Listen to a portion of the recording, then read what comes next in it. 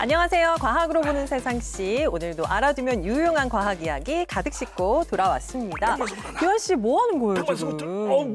보시다시피 지금 스쿼트 하고 있었습니다. 허벅지 지금 터질 것 같아요. 이거 아시다시피 제가 혼자 사는 독거 총각이다 보니까 식습관이 불규칙해서 요새 좀 안 좋은 습관이 생겼는데 야식을 그렇게 먹어요. 그래서 그런지 좀 살이 찐 것 같기도 하고. 근데 더 큰 문제는 이렇게 힘들게 운동을 해서 살을 뺐는데 이게 유지가 안 되고 다시 도로 찐다는 거죠.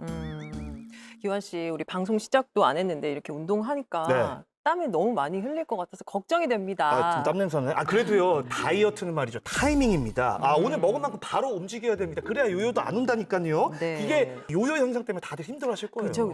원래 살은 빼는 것보다 유지하는 게 더 중요하다고 하잖아요. 그렇죠. 기환 씨, 이 요요 현상도 과학적으로 이해하면 조금 더 수월하게 체중을 유지할 수 있다고 해요. 그 말인즉슨 살이 다시 찌는데도 이 과학의 비밀이 숨겨져 있다. 이런 얘기일까요? 그렇죠. 우리 몸은 체중이 줄어들면 원래 상태로 돌아가려는 성질이 있는데 여기에 아주 복잡한 생존 전략이 숨어 있다고 합니다.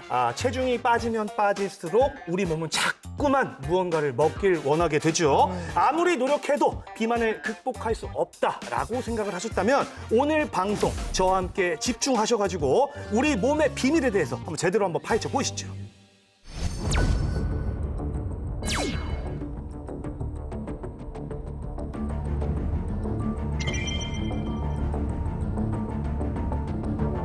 비만은 미용적 측면에서 단기 다이어트를 하는 것이 아니라 장기적인 치료를 해야 한다는 것이 현재 의료 단체들의 주장이고 현재의 트렌드입니다.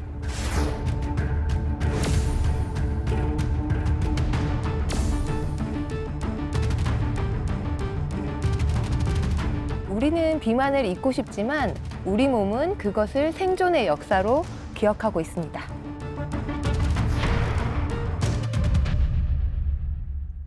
비만은 단순 체중 조절 문제를 뛰어넘어 우리의 삶의 질과 수명에 직결되는 아주 중요한 주제인데요. 그렇죠. 오늘 우리가 궁금해할 이야기 모두 다 풀어주실 두 분 모셨습니다. 자, 직접 소개 부탁드릴게요. 안녕하세요. 저는 가천대학교 의과대학에서 학생들을 가르치고 연구하고 가천대 길병원 가정학과에서 환자분들을 만나 뵙는 김경곤이라고 합니다. 아시아 오세아니아 비만학회 회장을 맡고 있습니다. 반갑습니다. 네. 안녕하세요. 한국생명공학연구원 대사제어연구센터 오경진입니다. 대사제어연구센터는 비만을 비롯한 다양한 대사질환의 원인을 규명하고 혁신 치료 기술과 신약을 개발하여 국민 건강의 증진을 도모하는 그러한 역할을 수행하고 있습니다. 반갑습니다. 두 분 오늘 아주 뭐랄까요? 든든하다고 해야 될까요? 저 방송 끝나고 나면 왠지 한 5kg 이상 빠져 있을 것 같아요. 그리고 저는 방송 전에 이것저것 궁금한 거를 너무 많이 여쭤봐서 네, 감사합니다. 네네. 네. 자, 세계보건기구죠. WHO가 비만을 평생 관리가 필요한 만성 재발성 질환으로 공식 인정하면서 비만에 대한 어떤 인식도 많이 바뀌고 있습니다. 그렇죠. 그러니까 결국에 핵심은 뭐냐면 비만이 치료가 필요한 질병이다라는 점을 공식적으로 이제 인정을 했다는 건데요. 네. 그러니까 그만큼 지금 비만 치료제에 대한 관심도 굉장히 뜨겁습니다. 자, 교수님 관련해서 어떤 내용이 좀 있습니까? 세계 비만 연맹에서 오래전에 비만은 만성적이면서 다시 재발을 잘 하고 그냥 있으면 계속 진행해서 더 나빠지는 그런 만성 질환으로 그렇게 규정을 했고요. 이번에 WHO에서도 같은 맥락으로 그런 규정을 했는데 이것은 비만을 단순히 외모의 문제가 아니라 이걸 꼭 치료를 해야 하는 질병으로 봤다는 게 굉장히 중요합니다. 네. 2030년이 되면은 전 세계 비만 인구가 아마 20억 명은 쉽게 넘을 수 있을 것이다. 지금 그렇게 추정을 하고 있고 예전에는 비만을 치료하기가 진짜 힘들었죠. 그래서 이번에 WHO에서 얘기하고 있는 것은 지금 선풍을 불러일으키고 있는 GLP-1 계열의 네. 그런 비만 치료제를 이렇게 장기간 사용하고 특히 최소한 6개월 이상 사용하는 것을 권고를 할 정도로 지금 비만이 의학계에서 굉장히 중요한 이슈가 되고 있습니다. 네. 자, 그래서인지요. 제 주변에서도 보면 비만 치료제 이용하는 사람들이 하나둘 늘고 있거든요. 맞아요.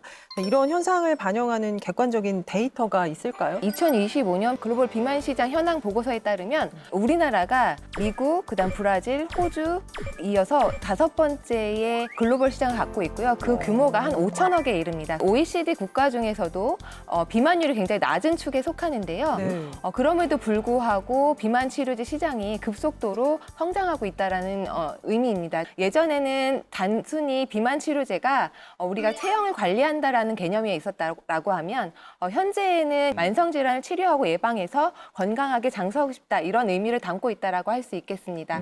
과거에 생각해 보면 비만 치료제가 뭐 고도 비만, 초고도 비만 이런 일부 환자에게만 사용이 됐다면 이제는 좀 더 대중적인 치료제로 인식되고 있는데요. 이제 네. 관심이 이렇게 증폭되다 보니까 잘못된 정보라든지 인식도 같이 좀 많아지고 있는 것 같아요. 그러니까 이제 한 가지 문제라고 한다면 비만 치료제가 그러니까 만병 뭐 치료제 이런 느낌으로 좀 인식이 되고 있는 것 같습니다. 그래서 뭐 살 빼는 주사, 뭐 기적의 다이어트 주사 이런 거 아마 뭐 뉴스나 언론에서 아니면 하다못해 길거리 다니다 보면은 병원 간판에 이런 홍보성 문구들 좀 많이 보이는 것 같은데, 그러니까 어떻게 보면 치료제라기보다는 그러니까 그 다이어트 그 자체에 좀 집중을 하는 경향이 맞아요. 있어 보입니다. 어떻게 생각하세요, 교수님? 여러 가지 문제점이 있죠. 일단은 유고비, 마운자로 이런 약들은 정말 효과도 훌륭하고 네. 예전에 이제 썼던 약제들에 비해서는 부작용도 훨씬 적은 게 사실인데 네.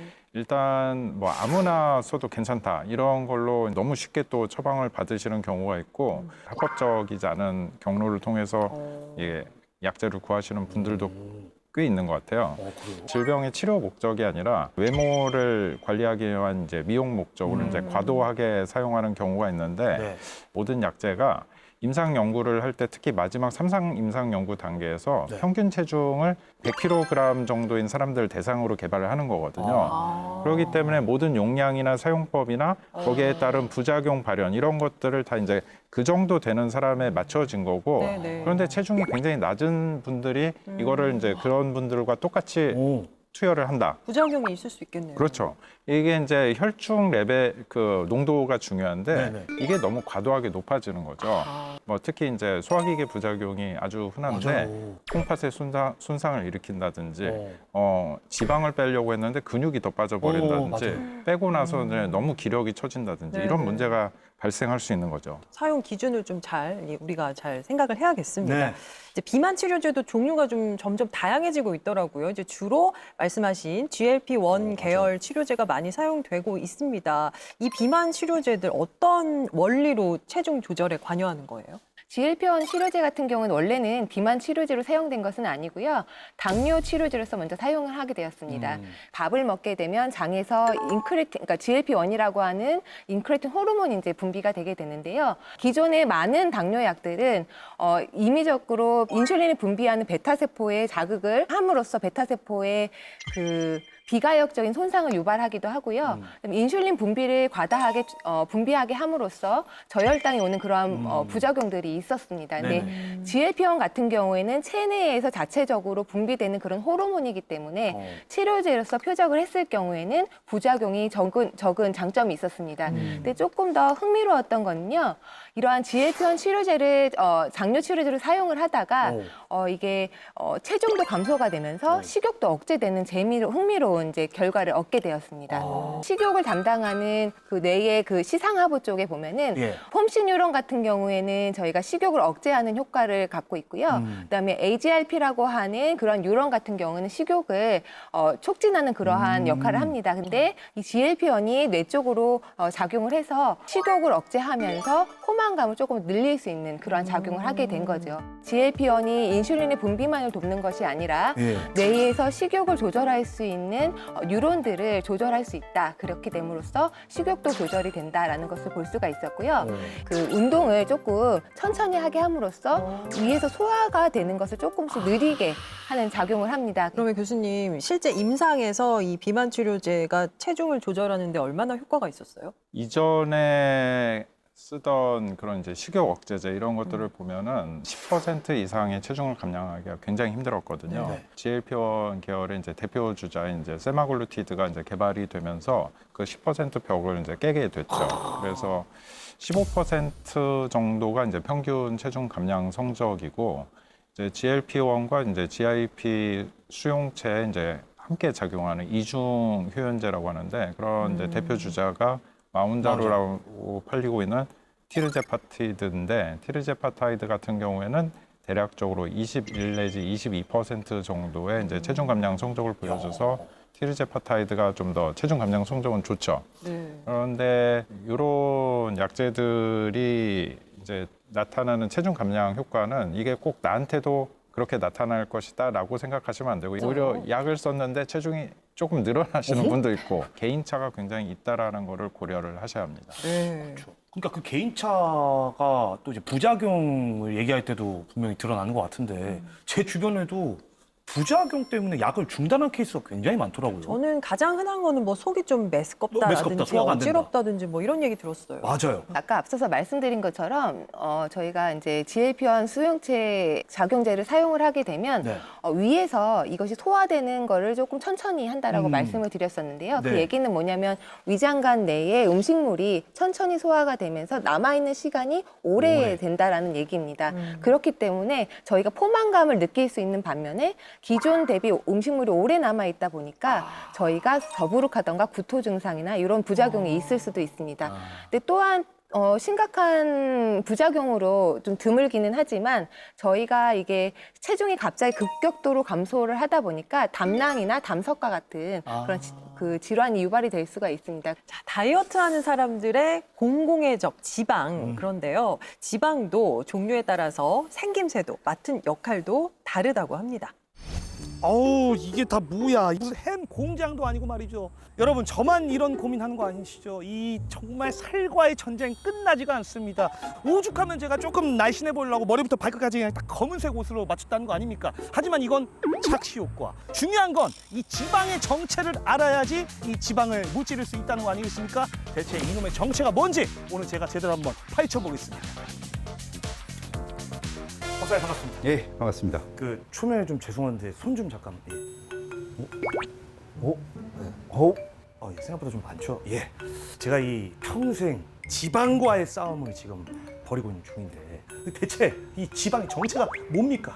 우리가 흔히 여기 말하는 뱃살이라고 하는 부분 있지 않습니까? 이 뱃살이라고 하는 게 바로 지방세포로 되어 있습니다. 네. 근데 이런 지방세포들은 각자 형태, 모습이 있고 그다음에 크기가 모두 다른데요. 크게는 우리가 몸에서 에너지를 저장하는 지방세포가 있고요. 예. 반대로 에너지를 소비하는 지방세포가 있습니다. 오늘은 이 두 지방세포에 대해서 알아볼 것입니다. 오, 아니 지방이면 다 같은 지방인 줄 알았는데 일단 종류와 크기가 다르다고 하니까 조금 신기하긴 한데 지피지기면 백전백승이에요. 저걸 알아야 되지 않겠습니까? 그 지방 세포들 저희가 혹시 좀 여기서 볼 수 있습니까? 네, 알겠습니다. 글쎄요, 형태를 보니까 뭐 동그라미 원들이 굉장히 많은데 작은 원도 있고 큰 원도 있고요. 저게 진짜 지방 세포예요? 네, 맞습니다. 바로 이게 우리 몸에서 에너지를 저장하는 백색 지방세포이고요. 여기 기환 씨가 말한 동그랗게 생긴 이게 바로 우리 몸에서 과잉의 에너지를 중성 지방의 형태로 저장하고 있는 바로 지방 방울들입니다. 이 녀석이 갈수록 계속해서 커지는 이런 형태를 띠게 됩니다. 아, 그 지방 방울이 커지면 커질수록 그리고 저런 백색 지방이 많을수록 이제 좀 비만이다라고 얘기를 하는 거군요. 자, 기환 씨, 이번에는 뭐가 보이시나요? 원이 역시나 많긴 많은데 방금 전에 봤던 백색 지방보다는 크기도 좀 더 작고요. 뭔가 그 숫자로만 보면 더 많아 보이거든요. 이게 바로 우리 몸에서 에너지를 소비하는 역할을 담당하고 있는 갈색 지방세포입니다. 근데 갈색 지방 세포는 왜 저런 형태로 존재하는 거예요? 아까 백색 지방세포는 우리 몸에서 에너지를 저장하는 역할을 한다면 예. 반대로 갈색 지방세포는 이 에너지를 쓰는, 에너지를 소비하는 역할을 하는데요. 이러한 에너지를 소비하기 위해서 아주 미량의 자기 지방 방울들을 가지고 있습니다. 왜? 처음에 기계를 돌려야 되니까. 그러기 위해서 아주 작은 지방 방울들이 있는 겁니다. 얘는 에너지를 쓰기 위해서 최소한의 연료를 갖고 있는 거죠. 그러니까 클 필요가 없는 거죠. 그래서 아주 작은 형태의 지방 방울들만 가지고 있습니다. 저는 지방은 무조건 에너지가 축적되는 걸로만 알고 있었는데 한쪽은 말 그대로 저장하고 또 다른 한쪽에서는 에너지를 사용한다고 하니까 굉장히 재밌는데요. 지금 보고 있는 저 네네. 갈색 지방 세포가 에너지를 쓰는 그 원리에 대해서는 좀 이해를 못 하겠어요. 이게 어떻게 움직인다는 건가요? 뭐 안에서 세포 분열 같은 거라도 하는 건가요? 고등학교 때 혹시 미토콘드리아라고 들어보셨나요? 네네. 뭐 세포 관련해서 뭐 배웠던 것 같은데 생물 시간에. 미토콘드리아 갈색 지방세포에 되게 많이 있습니다. 플러스 거기에 미토콘드리아 내막에 있는 UCP1 언커플링 프로틴 1이라는 단백질이 많이 존재하게 됩니다. 얘는 갈색 지방세포 특이적으로 존재하는데 이 UCP1의 단백질에 의해서 이 에너지를 ATP 생성이 안 되고 열로서 바꿔서 에너지를 소비하는 이런 역할을 갈색 지방세포는 사용하게 됩니다. 저 미토콘드리아가 어떻게 움직이고 있는지 그 활동하는 모습을 좀 보고 싶은데 그것도 좀 확인이 가능할까요? 이 장비가 미토콘드리아가 얼마나 열심히 운동하는지를 확인할 수 있는 장비인가요? 네, 맞습니다. 바로 미토콘드리아에 있는 산소 호흡량을 측정할 수 있는 장비입니다. 오, 어떤 원리로 이 실험을 하시는 거죠? 화합물 같은 경우 우리 인위적으로 저희가 세포에 먼저 처리를 합니다. 세포에 처리를 해서 세포 호흡량이 증가됐다. 오. 즉 세포 호흡량이 증가됐다는 것은 기환 씨도 공부해서 알겠지만 에너지. 미토콘드리아에 열심히 일을 했다. 미토콘드리아가 열심히 일을 했다. 에너지 소비가 많아졌다. 에너지 소비가 많아졌다. 살이 빠질 수 있는 가능성이 매우 높다. 이렇게 되는 거죠. 그러니까 그렇게 이제 해서 물질을 그때그때마다 좀 다르게 첨가를 해서 실험을 하시는 거군요. 네, 맞습니다. 우리가 합성 물질, 신규 약물을 만들기 위해서 신약을 만들기 위해서 합성 물질 또는 건강 기능성 식품 에너지 소비하는 이런 걸 하기 위해서 어떤 천연물 같은 걸 직접 저희가 세포한테 처리를 해서 이런 세포 호흡량이 증가될 수 있는 이런 물질들을 저희가 찾고 있는 거죠. 자, 박사님. 방금 전에 이제 후보 물질에 따라서 이 미토콘드리아가 얼마나 활성화되는지를 좀 봤잖아요. 네네. 이제 그 다음 단계에 대해서 설명을 해주실 거죠? 동물 실험에서 과연 살이 빠지는지 또는 에너지 대사가 증가되는지 이런 걸 테스트를 해야 되겠죠. 지방 조직의 사이즈가 현저하게 줄어 있는 게 확인이 됐었고요. 체중이 현저하게 감소되어 있고 지방 이 크기도 현저하게 감소되어 있는 것을 저희가 확인을 했습니다. 트렌드라고나 할까요? 좀 식욕을 억제하는 비만 치료제들이 많은데 그것과 비교해 봤을 때 우리 박사님의 연구는 좀 어떻게 다를까요? 좀 에너지 소비를 증가시키자, 네. 즉 이 말은 건강하게 살을 빼자라는 목적을 갖고 있고요. 기존에 있는 식욕 조절 물질과 서로 병행 치료나 어떤 컨비네이션 치료를 한다면 더 좋지 않을까 네. 그런 목적에서 에너지 소비를 증가시키는 약물을 통해서 비만 치료 또는 대사 질환을 치료하는 이쪽을 계속해서 연구를 하고 있습니다. 아, 좋습니다. 자, 저는 그 박사님의 연구 결과를 기다리면서 말이죠. 일단 제 스스로 할 수 있는 걸 찾아야겠습니다. 제 몸의 에너지를 좀 태워야 될 것 같은데 그런 의미에서 피디님, 우리 저기 내려갈 때 당장 계단 오르락 내리락 요거부터 좀 실행합시다. 아, 요거로 안 된다 이거죠. 그러면 일단 피디님은 저 군것질부터 끊으시고 집 갈 때 걸어가는 거 콜! 흔히 지방하면 뭐 줄여야 할 대상으로만 생각하기 쉬웠는데 네. 지금 보니까 뭐 지방에 착한 면도 좋은 면도 있었어요. 에너지를 저장하는 백색 지방도 있고요. 그렇죠. 또 열을 만들어내서 에너지를 소모하는 갈색 지방도 있었습니다. 자, 센터장님, 지방이 우리 몸에서 주로 어떤 일을 하는 거예요? 지방에는 이제 크게 두 가지가 있습니다. 이 백색 지방 같은 경우에는 저희가 흔히 없어져야 될 지방이다라고 생각은 하지만 우리가 에너지가 모자랄 때, 즉 공복 시나 아니 운동을 했을 경우에는 에너지를 제공을 해줘야 되는데요. 이때에 저장되어 있는 중성 지방이 분해가 되면서 지방산과 글라이세롤로 분해가 돼서 혈중으로 분비가 되게 됩니다. 그래서 이 지방산은 꼭 나쁜 건 아니고 근육이나 다양한 대사기관에서 에너지원으로서 사용이 되고 있습니다. 그리고 또한 이 백색 지방 같은 경우에는 우리 에너지 대사 체계를 조절하는 역할을 하기도 합니다. 저희가 외부에서 충격을 받았을 때 뼈나 이런 데 근육에 바로 닿으면 아프지 않습니까? 그렇죠. 그때의 이러한 충격에 대해서 완화해주는 역할을 하기도 합니다. 네네. 반대로 백색 지방은 이제 에너지 저장고로서 작용을 한다라고 하면 갈색 지방 같은 경우에는 에너지 발전소로서 역할을 합니다. 저희가 추위에 노출이 되었을 때 특히 이 갈색 지방에서 체온을 유지하기 위해서 굉장히 열발산을 하면서 에너지를 유지해주는 역할을, 체온을 유지해주는 역할을 하게 되고요. 저희가 생애 주기를 봤을 때에는 체온 유지를 하기 위해서 가장 중요한 때가 어떤 때가 있을까요? 혹시? 생애 주기상? 네, 생애 주기요. 저희 태어나서 성인이 되는 과정에서 이 체온 유지가 가장 중요한 때가 언제가 있을 것 같아요? 체온 유지. 진짜요? 일단 태어나자마자 뭐 아기 때? 맞습니다. 태아일 때는 엄마 뱃속에 37도씨에 굉장히 따뜻하게 있다가 이제 신생아로 태어나면 이 주위 온도가 저희가 춥지 않습니까? 네. 한정적으로. 한정스럽게. 예, 그러다 보니까 신생아일 때 이 갈색 지방 세포가 굉장히 많이 발달이 되어 있다가 오. 성인이 되면서 차츰 줄어들게 됩니다. 과유불급이라는 말이 있습니다만은 이게 오히려 이렇게 좀 많으면 건강에도 도움이 될 수 있는 거 아니겠어요? 그렇죠. 이 지방이 금방 말씀해주신 대로 우리 몸에 굉장히 필요하고 좋은 건데 이제 왜 지금 문제가 되냐? 그러면은 과잉. 그렇죠.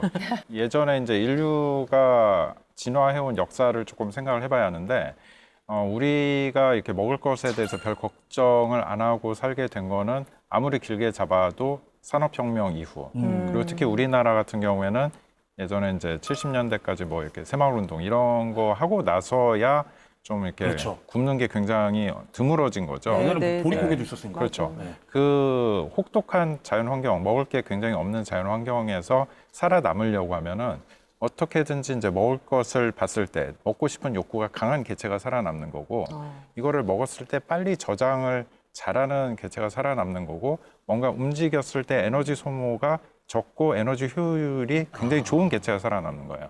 그런 과정을 통해서 현재 인류가 진화를 해왔는데 불과 지금 200년 사이에 갑자기 이게 환경이 바뀐 거란 말이에요. 네네. 아직 과거의 그런 이제 진화의 산물이 남아 있는 거고 이런 상황이 된 건데 지방들끼리 이제 완전히 이제 서로 정말 굉장히 힘들게 경쟁을 하는 거죠. 그렇게 되다 보면은 그 안에 이제 혈액순환도 좋아지지가 않고 그로 인해서 지방들이 이제 정상적이지 않은 질이 굉장히 떨어지는 상태가 되면서 여러 가지 나쁜 물질을 분비를 하거든요. 염증 막 이런 것도 생길 그렇죠. 수 있는. 만성적인 저강도 염증 같은 걸 불러일으키기 때문에 그게 이제 그 과도한 체지방이 건강을 위협하는 이제 주된 요인으로 지금 생각을 하고 있습니다. 네.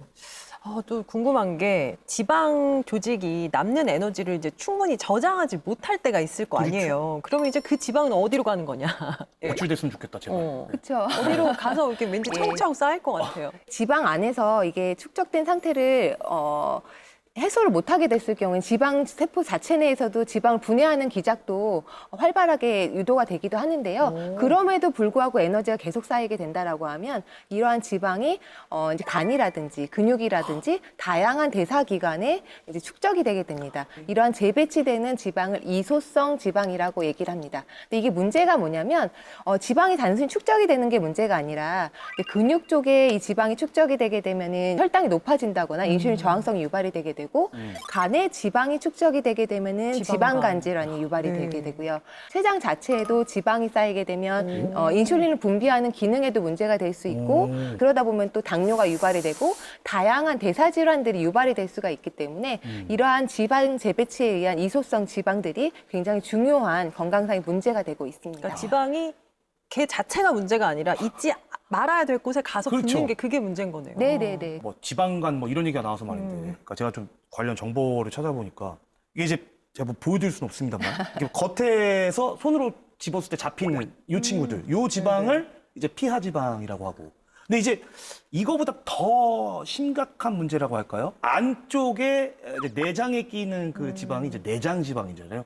아마 지방간도 거기에 일종일 것 같고요. 일단 이 두 지방의 차이가 뭔지, 그리고 제가 이해한 대로 내장 지방이 더 위험한 게 맞는지 이거 좀 설명 좀 부탁드립니다. 그렇죠. 내장 지방이 건강에 훨씬 위험하죠. 그래서 그 이소성 지방, 그러니까 이제 정말 저장이 되어야 할 곳은 피하 지방으로 이제 원래 정해진 건데 여기에 이제 더 이상 들어갈 자리가 없거나 이제 거의 한계치에 다다르니까 이제 엉뚱한 데에 쌓이는 거고, 하지만 거기는 원래 남는 열량을 저장하게끔 설계가 된 곳은 아니죠. 아니다. 그렇기 때문에 여기는 대사적으로 굉장히 활발해요. 피하 지방은 굉장히 대사적으로 안정적이어서 빨리 없애기도 힘들고 그렇다고 빨리 확 늘리기도 그렇게 쉽지는 않거든요. 하지만 내장 지방은 피하 지방에 문제가 생기면 얼른 이제 에너지가 저장도 되고 얼른 갖다 쓸 수도 있는데 이러한 그 대사적인 활발함이 우리 신체에는 굉장히 안 좋은 영향을 주거든요. 네. 우리 몸에서는 어느 정도 이제 항상성이라고 해서 일정한 환경을 유지를 하는 게 굉장히 중요한데 이 내장 지방은 지방이 쉽게 분해도 되고 또 쉽게 흡수도 되고 그러니까 뭐 이렇게 혈당이 이제 확확 오르고 내리고 이런 이제 혈당 스파이크 같은 걸 유발을 한다든지 네. 염증도 훨씬 더 이제 강한 염증을 일으킨다든지 여러 가지 장기에도 이렇게 지방이 스며들게끔 하는 그런 이제 문제점이 있기 때문에 매우 나쁜 영향이 있고 이런 내장 지방이 얼마나 들어있냐 이거를 이제 만져서는 좀 알긴 힘들지만 가장 쉽게 알 수 있는 게 허리둘레거든요. 허리둘레. 그래서 우리나라에서는 남자 같은 경우에 이제 90cm 이상, 그다음에 여자 같은 경우에 85cm 이상이면은 내장 지방이 그런 이제 건강에 굉장히 안 좋은 영향을 미칠 수 있다라고 이제 알려져 있고, 특히 요즘에는 세계적으로 더 쉽게 이해하실 수 있도록 키의 절반을 넘어서는 허리 둘레면 문제가 있다. 그래서 키가 예를 들어서 170cm다. 네. 그러면은 85. 이제 85cm. 그걸 넘어가면은 이제 내 몸에 대사적으로 문제가 생길 가능성이 높아지겠다. 이렇게 이해를 하시면 그게 되겠습니다. 인치로 바꾸면 얼마 정도 되죠? 90. 인치로 2.54로 나눠야 되나? 예, 그렇게 나누는데 인치로 바꾸면은 대략적으로 이제 서양인 기준으로는 남자는 40인치, 여자는 이제 35인치 그 정도 되고, 이렇게 동양인에서는 이제 그것보다 좀 낮기 때문에 남자는 한 이제 35인치, 여자 30인치. 일단 그 정도를 넘어가면은 대사적 위험이 굉장히 높아질 거다 생각하시면 됩니다. 살짝 미소가 이렇게 번지는 거 보니까 아직은 괜찮네요. 1인치 부족합니다. 34인치 정도. 예, 괜찮으시죠? 뭐 아직은요. 예, 뭐. 예, 더 이상 자제하지 네. 않겠습니다. 자, 우리 몸속 지방의 두 얼굴을 이렇게까지 제대로 확인해봤던 시간이 있었을까요? 여기선 가능합니다. 과학이 보이고 과학이 즐거워지는 시간. 여러분께서는 지금 스치기만 해도 과학 전문가가 되는 과학으로 본 세상 C와 함께하고 계십니다.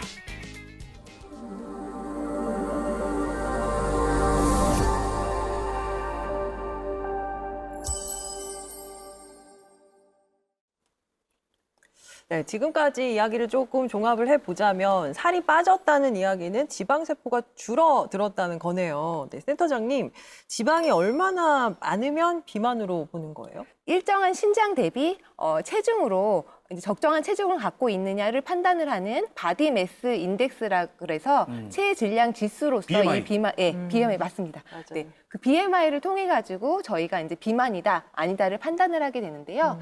아시아계 같은 경우에는 이 BMI 수치가 25kg per 제곱미터 이상일 때를 비만이라고 지칭을 하는데요. 네. 재미있게도 서양이나 미국이나 호주와 같은 서양에서는요, 이게 30kg per 제곱미터로 조금 다릅니다. 그리고 저희가 이제 비만을 측정을 할 때 보면은 저희가 소아 비만, 그다음에 성인 비만 이렇게 나누는 거 혹시 보신 적 있으신가요? 네. 성인 비만 같은 경우에는 지방세포 안에 잉여 에너지가 중성지방 상태로 이렇게 들어차는 것을 얘기를 합니다. 즉 세포의 사이즈가 커지는 것을 의미를 합니다. 그런데 저희가 어렸을 때 소아 같은 경우에는요, 이 지방세포의 사이즈만 커지는 것이 아니라 개수 자체가 증가하기 때문에 소아 때 비만이었던 사람들은 성인이 됐을 때 체중 관리하기 더 힘듭니다. 왜냐하면 맞아요. 얘기 많이 들었어요. 지방세포가 많으니까 그 지방세포 안에 지질이 축적될 수 있는 가능성이 훨씬 더 많잖아요. 그러다 보니까 소아 때 비만이었던 사람들은 나이가 들었을 때 체중 관리가 더 힘들다 이런 얘기를 하게 됩니다. 그러니까 이게 부모님들이 좀 관리를 좋습니다. 어느 정도 좀 해줘야 되겠네요. 그러니까. 좋습니다. 좋은 얘기네요. 이제 비만 얘기할 때 이제 호르몬의 영향도 큰 걸로 알고 있거든요. 호르몬의 관점에서는 비만을 어떻게 볼 수 있을까요? 그 비만은 단순히 먹어서 생기는 게 아니고 이것이 식욕을 조절하는 호르몬과 그다음에 에너지 대사를 얼마나 균형 있게 조절하는가 이런 부분의 측면이 굉장히 중요한데요. 우리가 지방세포에서는 렙틴이라는 호르몬이 뇌의 시상하부에 보면은 식욕 조절 중추가 있습니다. 근데 거기에 가서 이제 식욕을 억제하는 역할을 하기도 하고요. 우리가 현재는 배가 고파 아니면 내가 지금 많이 먹어서 배가 불러 이런 걸 판단하는 지령을 내리게 됩니다. 근데 이런 호르몬이 뇌에 가서 이제 작용을 하는 이 시스템 자체가 문제가 생기면 제가 아무리 많이 먹어도 나 아직 많이 먹었음에도 불구하고 아직도 배고파 이런 걸 느낄 수도 있지 않겠습니까? 네, 특히 네. 빨리 먹으면 좀 그런 게 있잖아요. 맞습니다. 느낄 수 없기 때문에 그렇게 되면 이러한 시스템에 문제가 생기게 되면 저희가 생각했던 것보다 더 많이 먹게 되기도 하고 식욕을 억제할 수가 없게 됩니다. 그렇게 되게 되면 궁극적으로는 저희가 비만을 유발할 수 있는 상황이 유발이 되는 것이죠. 그렇군요. 자, 지방세포가 식욕과 에너지 소비까지 조절한다는 점이 참 흥미로운데요. 그렇다면 살이 빠질 때 줄어든 지방은 대체 어디로 사라지는 걸까요?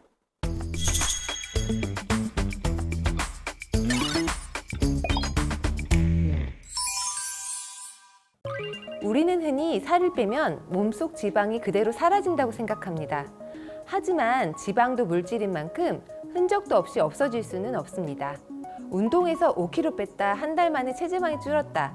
체중계 숫자는 분명 줄었지만 그만큼의 지방이 땀이나 소변으로만 그대로 빠져나가는 것은 아닙니다. 지방은 몸속에서 분해돼서 다른 물질로 바뀐 뒤에 여러 통로를 통해 몸 밖으로 나갑니다. 그렇다면 줄어든 지방은 어떤 모습으로 우리 몸을 떠나가는 걸까요? 오늘은 그 과정을 과학적으로 추적해 보겠습니다. 우리 몸은 섭취한 에너지와 사용한 에너지의 균형 속에서 유지됩니다. 그런데 섭취한 에너지가 사용한 에너지보다 많게 되면 남는 에너지는 중성지방의 형태로 지방세포 속에 저장이 됩니다. 체지방은 단순히 몸에 붙어 있는 군살이 아닙니다. 우리 몸이 필요할 때 사용하기 위해 마련해둔 에너지 저장고입니다.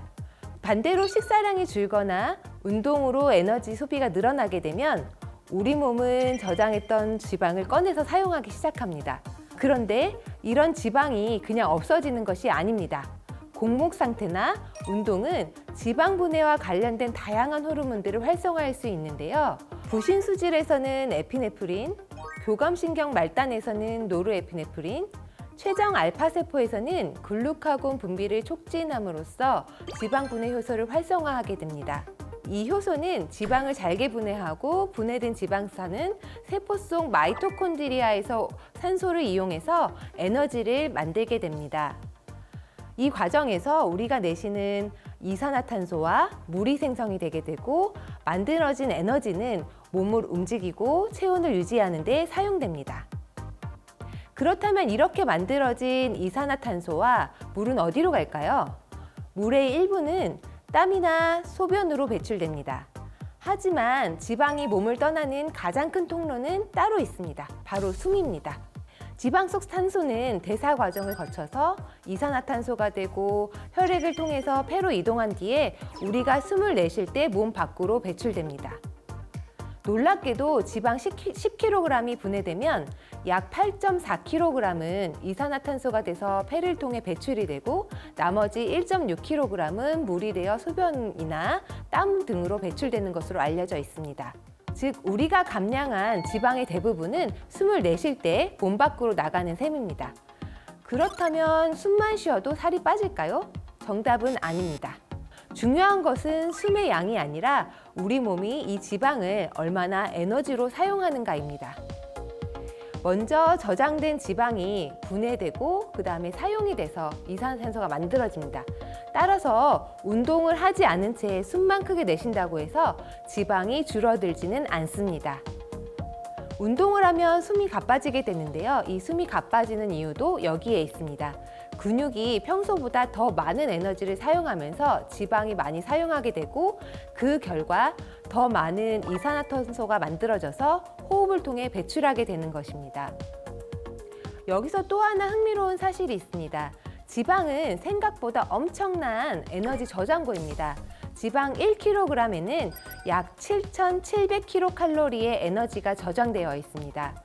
성인이 1시간 정도 걷게 되면 걷는 동안 소비하는 에너지는 약 200에서 300kcal 정도밖에 되지 않습니다. 즉, 체지방 1kg을 줄인다는 것은 우리 몸이 오랜 시간에 걸쳐서 수많은 대사와 호흡을 반복하면서 저장된 에너지를 조금씩 꺼내 사용하는 과정인 셈입니다. 다이어트가 어려운 이유는 지방이 빠져나가지 않아서가 아니라 그 과정이 생각보다 천천히 진행되기 때문입니다.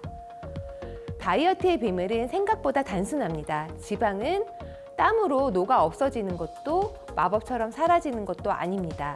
저장된 지방은 우리 몸에서 분해돼서 에너지로 사용되는 과정에서 산소와 만나서 이산화탄소와 물로 바뀌고 그 중에 대부분은 숨을 통해서 몸 밖으로 나갑니다.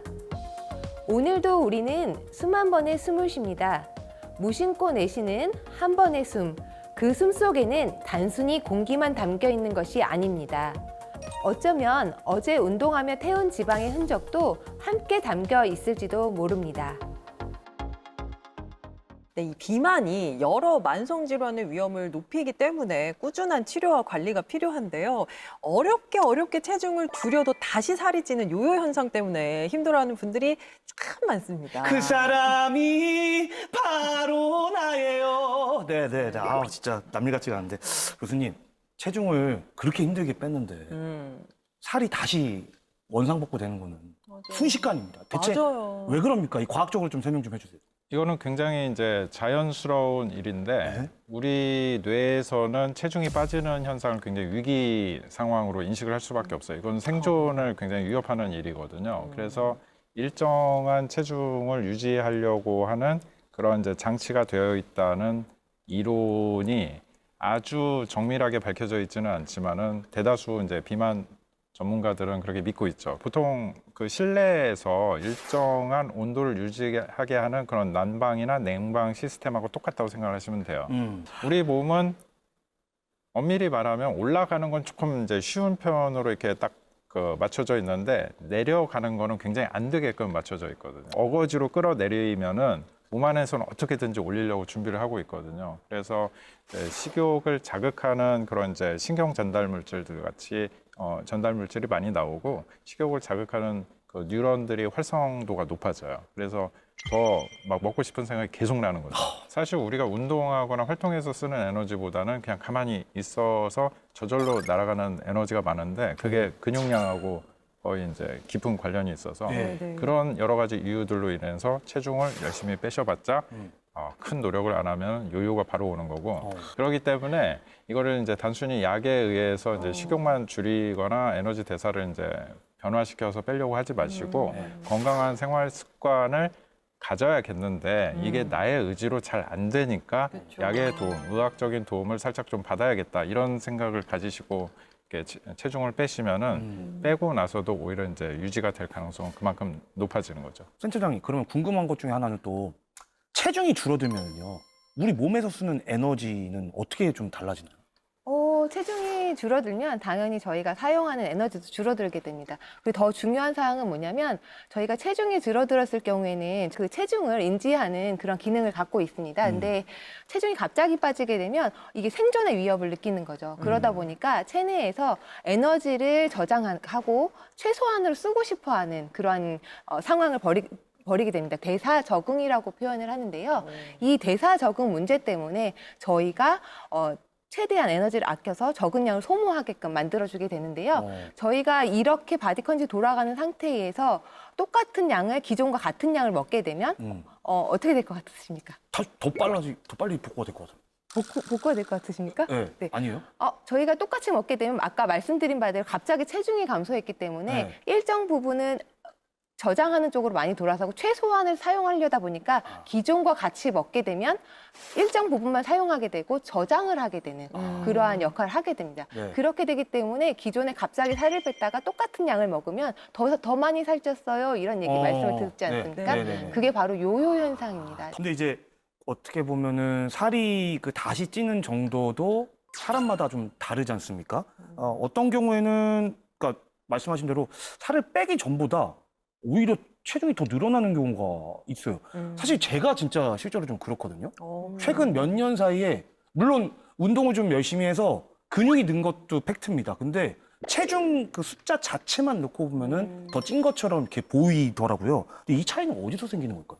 여러 가지 차이가 있을 수 있는데 일단은 뭐 쉽게 생각하실 수 있는 게 이제 나이에 의한 차이가 있죠. 나이가 들면은 그만큼 예전보다 체중 감량도 힘들고 네. 유지도 훨씬 더 힘들고. 맞아요. 왜냐하면은 이제 나이가 들면은 몸 안에서 이 에너지 소모하는 양 자체가 줄어들고 그다음에 이제 여러 가지 호르몬이나 이제 근육이나 이제 이런 여러 가지 우리 몸 안에 필요한 물질들을 만들어내는 능력 자체가 줄어들어요. 슬퍼요. 네. 먹는 건 똑같아도 소모하는 게 줄어들기 때문에 아무래도. 그런 영향이 있고 그다음에 이제 같은 연령에 이제 그런 그 다른 조건이 동일하다고 하면 생활 습관이 이제 굉장히 중요한 거고 생활 습관 자체가 그런 이제 간식거리나 음료수 당이 들어있는 음료수를 수시로 드시는 생활 습관을 못 고치신다면은 어거지로 체중을 뺐다고 하더라도 그만큼 이제 훨씬 더 늘어나기가 쉬운 거고 똑같이 체중을 뺐는데 체지방만 선택적으로 많이 빼신 분에 비해서 뺄 때는 심한 경우에는 이제 체지방만 빠지는 게 아니라 근육과 뼈까지도 이제 약해지거든요. 그래서 그런 변화가 더 심했던 분들은 그만큼 이제 다시 늘어날 때는 순전히 이제 체지방만 더 늘어나기 때문에 그만큼 이제 체중이 불어나기가 쉬워지는 거죠. 여기에 하나 덧붙여서 말씀드리고 싶은 게 체중을 감량하는데 수면이 또 굉장히 중요해요. 그럼요. 맞아요. 그래서 느껴요. 충분한 시간을 굉장히 깊은 잠을 렘 수면이 충분히 이제 발현할 수 있는 그런 좋은 수면 습관을 가지는 게 이 몸 안의 에너지 대사에도 굉장히 중요하고 식욕을 억제하는 데도 중요하고 그다음에 이제 뇌 안에 쓸데없는 그런 물질들이 자꾸 남아서 노년에 이제 치매로 이어지는 그런 것도 이제 예방을 할 수 있는 굉장히 중요한 역할을 하기 때문에 그런 것들을 복합적으로 생각을 하셔야 합니다. 그러니까 어쨌든 뭐 한 가지 분명한 거는 나의 어떤 뭐 식사 패턴이라든지 내 활동과 무관하게 주변 환경에서 보이지 않게 계속 그런 식으로 영향을 주고 있다라는 건데요. 성인들은 그나마 그걸 좀 어느 정도 조절을 할 수 있다 쳐도 앞서 이제 잠깐 나왔던 그 소화비만 같은 경우 특히 아이들은 그런 뭐 어떤 제어 능력이라든지 자제력이라든지 이런 게 조금 떨어질 수 있잖아요. 이것도 네. 좀 심각하죠. 그 아이들 같은 경우는 조금 이제 또 다른 시각도 생각을 해봐야 하는데 비만은 굉장히 많은 질병의 출발점으로 보고 있거든요. 그래서 요게 있으면은 대사적으로 문제가 생겨서 다양한 그 비만 관련 질병들을 유발을 하는데 이게 이제 비만에 노출된 시간이 길면 길수록 그만큼 또 나빠지는 거죠. 그래서 오히려 이제 연세가 되게 많이 드신 분이 비만해서 그로 인해서 이제 받는 영향은 이게 몇 년이겠느냐 이거에 대비해서 소아청소년기부터 비만이 있었다면 좋게니까. 그 당시에는 혈액 검사를 해도 아직 성장기이기 때문에 정상으로 나온다 하더라도 이게 누적되는 시간이 굉장히 긴 거죠. 요즘에 이제 제 진료실에도 오는 이제 소아청소년 비만이 계속 늘고 있거든요. 그렇죠. 그리고 뭐 고등학생, 중학생인데도 당뇨로 진단되는 경우가 있고 맞아요. 실제 통계 자체도 지금 6세에서 11세 소아는 지금 2013년, 14년 이럴 때 이제 8.7% 정도였는데 지금 22년, 23년 정도에는 13.6% 정도 늘었거든요. 굉장히 많이 늘어났고 12세에서 18세 청소년 기간은 11%대에서 지금 15%대까지 정말 빠르게 늘어나고 있기 때문에 우리나라의 미래 세대가 비만으로 인한 진짜 그 나쁜 건강으로 이어질 가능성이 굉장히 높아진 상태죠. 그러니까 이제는 이 비만을 개인이나 가정의 노력에만 맡기기보다는 사회 전체가 함께 나서서 잡아야겠다는 생각이 들어요. 맞습니다. 자, 마지막으로 앞으로 비만 연구 어떤 방향으로 가야 된다고 보시는지 센터장님. 흔히 예전에는 비만이라고 하면 단순히 살을 빼야 된다 이런 개념으로 얘기를 했지만 어떻게 건강을 유지할 것인가에 집중을 좀 해야 된다라고 생각이 듭니다. 식욕과 이제 호르몬의 변화 이런 것들에 대한 연구도 조금 더 진행이 돼야 될 것 같고 기초 대사량이 굉장히 중요한 기관이 또 근육이지 않습니까? 그 근육에 대해서도 연구가 좀 필요할 것 같고 저희가 밥을 먹게 되면 소화가 되면서 이제 장에서의 어떠한 장내 미생물이 굉장히 중요한 역할을 하게 되는데요. 이러한 세부적인 연구들이 조금 더 진행이 필요할 것 같습니다. 그래서 이러한 데이터들이 축적이 되다 보면 궁극적으로는 저희의 생리 상태에 맞게 개인 맞춤형 비만 치료제 또는 예방할 수 있는 방안이 마련이 될 수 있지 않을까라고 생각이 듭니다. 네. 자, 교수님께서도 한 말씀 부탁드립니다. 실제로 또 좀 치료 현장에 계신 거잖아요. 예, 어떤 방향으로 좀 나아가야 될까요? 비만이 된 다음에 이제 치료를 하고 나서 유지하는 건 더 어렵거든요. 그렇기 때문에 이제 예방에 좀 더 초점을 맞추는 게 좀 더 현명합니다. 일단은 개개인의 수준에서 그 우리 국민 여러분들께서 좀 더 이제 건강한 생활 습관을 가지도록 노력을 하시는 게 좋고요. 건강한 생활 습관이라는 게 뭐 꼭 이게 몸에 좋은 걸 먹는다 이런 게 아니라 몸에 나쁜 거, 필요 없는 걸 좀 덜어내는 방향으로 생각을 하시는 게 중요해요. 그렇게 말씀하시니까 조금 더 다가가기 쉽네요. 쉽네요, 맞아요. 네. 그래서 먹는 횟수를 먼저 줄여보시는 거, 특히 간식 섭취를 굉장히 줄여보시는 거를 먼저 하는 게 그렇게 크게 고통받지 않고도 이렇게 섭취 칼로리를 줄일 수가 있고 활동량을 적절히 유지를 하시는 게 정말 건강해지는 거거든요. 그래서 운동을 통해서 체중을 빼겠다 이런 게 아니라 내가 건강해지기 위해서 뭔가 활동량도 유지하고 건강해지고 싶다. 이런 것들을 좀 하시면 좋겠고 비만도가 심하신 분들은 의학적 치료가 필요한데 현재 지금 우리나라에서는 비만 치료제 같은 경우에 가격도 좀 너무 비싼 맞아요. 현상이거든요. 그래서 정말 필요한 분들이 쉽게 쓰지 못하는 그런 문제도 있기 때문에 그런 것들이 종합적으로 좀 개선이 되면 우리나라가 비만으로부터 좀 더 건강해질 거라고 믿고 있습니다. 네. 일단은 간식을 좀 줄여보는 걸로 시작을 좀 저도요. 해보겠습니다. 네. 자, 어렵게 감량한 체중을 오래 유지하려면 우리 몸의 변화도 잘 살피고 또 건강한 선택을 이어갈 수 있는 환경도 함께 뒷받침돼야 할 것 같습니다.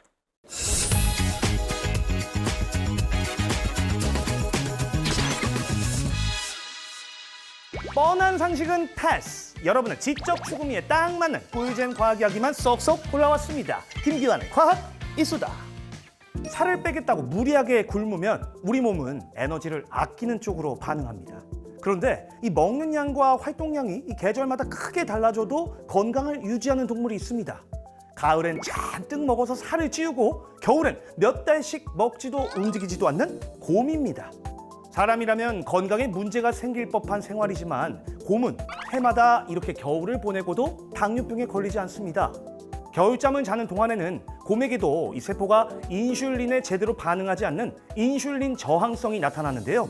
봄이 돼서 다시 움직이기 시작하면 인슐린에 반응하는 능력도 원래대로 돌아옵니다.